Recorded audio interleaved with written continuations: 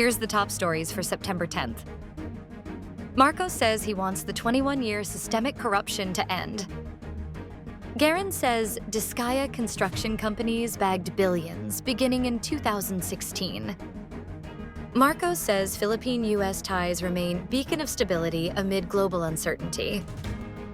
No Pinoys affected in Doha after Israeli airstrike on Hamas, DFA says. South Korean leader halts funding support for Philippine Bridges project over corruption concerns.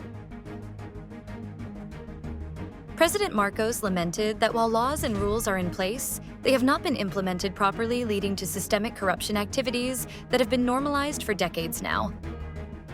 Although deep-seated, Marcos vowed to put an end to corruption in the DPWH, saying that decades of abuses will no longer be tolerated. The president further lamented that the system of this kind of corruption has been institutionalized, considering how long it has been allegedly practiced in the department. The construction companies of the controversial Discaya couple bagged tens of billions worth of government projects every year since 2016, based on the company's financial statements that were obtained by Iloilo 1st District Representative Jeanette Garin. Based on their financial statements submitted to the Securities and Exchange Commission, Garin noted that Discaya-linked firms reported zero revenues in 2014 and 2015, and just 99.25 million pesos in 2016. But by 2017, revenues surged to 1.034 billion pesos, which was a staggering 942% increase from the previous year.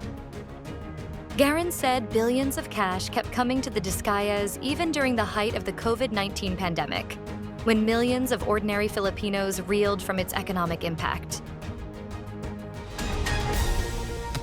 President Marcos has described the Philippines' alliance with the United States as a beacon of stability, saying it continues to stand firm in the face of global uncertainty and challenges in the Indo-Pacific region.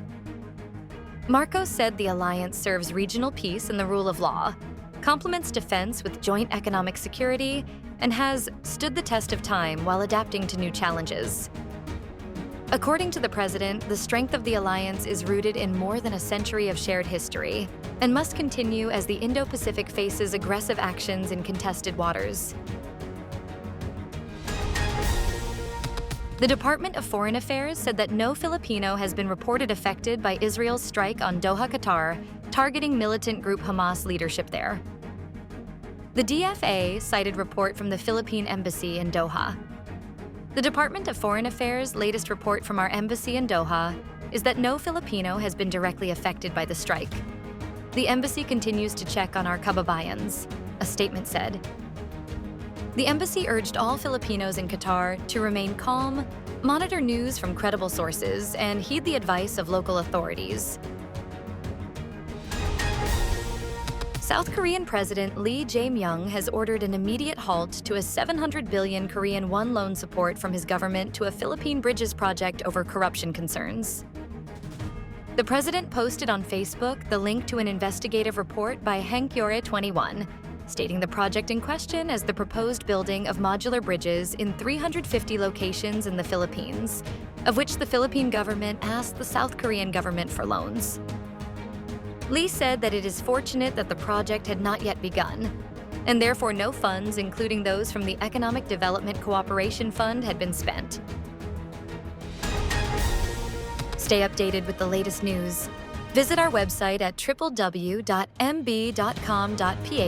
or follow us on social media. Thanks for tuning in to the Manila Bulletin Daily Rundown.